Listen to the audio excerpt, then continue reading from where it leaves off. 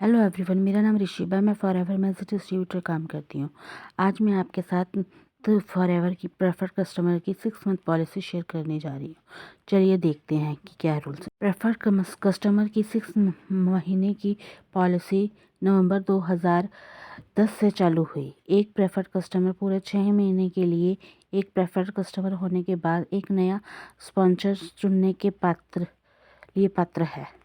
एक preferred customer जो एक नया स्पॉन्सर चुनता है वह किसी भी पूर्व डाउनलाइन और संचित मूवअप सीसी को खो देगा और सभी लागू इंसेंटिव के लिए पुनः रूप में गिना जाएगा। फॉरएवर बिजनेस ओनर एप्लीकेशन 1 अप्रैल 2015 से लागू हुई, पर सिंगल नेम रिक्वायर्ड की नई पॉलिसी के कार्यान्वयन के साथ अपने मूल फॉरएवर बिजनेस ओनर एप्लीकेशन पर दूसरे आवेदक वाले प्रेफर्ड कस्टमर दूसरे आवेदकों का नाम पूरा होने पर स्वचालित रूप से हटा दिया जाएगा।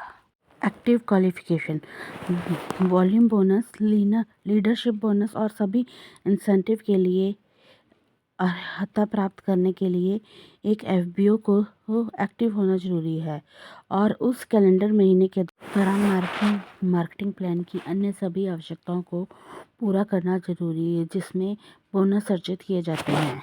अपनी होम ऑपरेटिंग कंपनी में महीने में एक्टिव माने जाने के लिए एक एफबीओ के पास उस महीने के दौरान होम ऑपरेटिंग कंपनी में कुल 4 एक्टिव सीसी होने चाहिए, जिसमें से कम एक सीसी पर्सनल आईडी में होना चाहिए और बाकी खुद स्पॉन्सर किए गए प्रेफर्ड कस्टमर से होने चाहिए।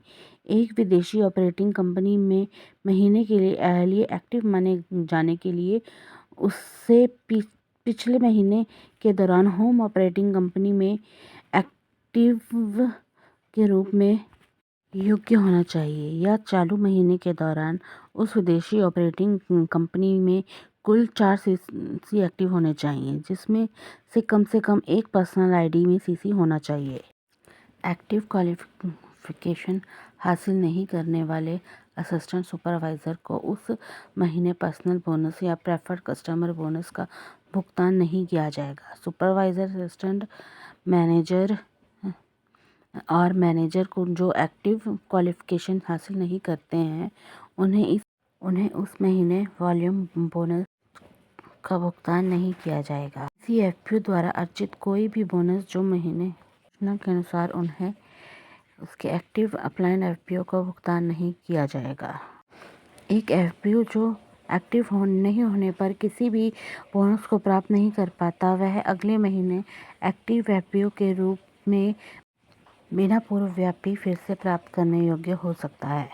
बोनस और प्रॉफिट की गणना और भुगतान, सभी बोनस की गणना एफपीओ की मासिक रिकैप में निर्धारित बोनस रिकैप प्राइम पर दी जाती है। बोनस की गणना उस समय के लेवल के अनुसार की जाती है जब प्रोडक्ट्स का ऑर्डर किया जाता है। बोनस उच्च लेवल पर जाने की तारीख पर आधारित होते हैं। एफपीओ को अपने द्वारा स्पॉन्सर किए हुए टीम में किसी भी एफपीओ को वॉल्यूम बोनस नहीं मिलता है जो मार्केटिंग प्लान में समान स्तर पर है। हालांकि उसे लेवल की उन्नति और अन्य इंसेंटिव के लिए ऐसे स्रोतों से पूर्ण सीसी प्राप्त होते हैं। जिस महीने कंपनी से उत्पाद खरीदा गया था उसके अगले महीने के 15वें दिन एफपीओ के बैंक खाते में बोनस भुगतान जमा किया जाता है। उदाहरण, जनवरी महीने की खरीदारी के लिए बोनस 15 फरवरी को बैंक खाते में जमा किए जाते हैं। कमाई का सारांश, बोनस रिकैप स्टेटमेंट, अर्जित बोनस और अन्य डाटा www.forliving.com के माध्यम से ऑनलाइन उपलब्ध कराया जाता है। प्रेफर्ड कस्टमर द्वारा की गई खरीदारी पर उपलब्ध लाभ का भुगतान एफबीओ की बोनस राशि के साथ अगले महीने की 15 तारीख को किया जाता है।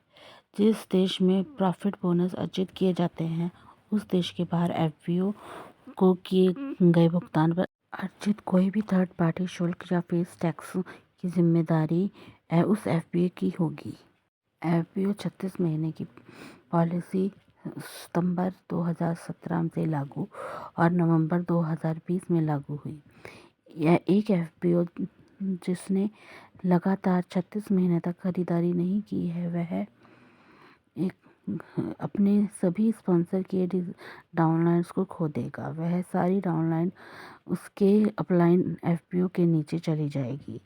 यदि एफपीओ के पास अपनी टीम से में पहली लाइन के मैनेजर हैं तो वह सारे मैनेजर उसके अपलाइन एफपीओ के नीचे चले जाएंगे और उन सभी मैनेजरों को इनहेरिटेड मैनेजर, विरासत में मिले हुए मैनेजर कहा जाएगा।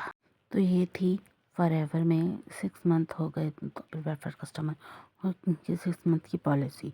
अब अगर कोई मेरे साथ जुड़ना चाहता है तो डिस्क्रिप्शन में दिए गए फर्स्ट लिंक पे क्लिक करके मुझे व्हाट्सअप कर सकता है।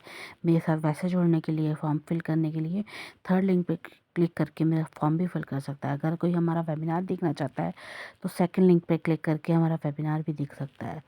मेरे चैनल को सब्सक्राइब करना मत भूलिएगा। आगे के नोटिफिकेशन के लिए बेल आइकन को प्रेस करना मत भूलिएगा।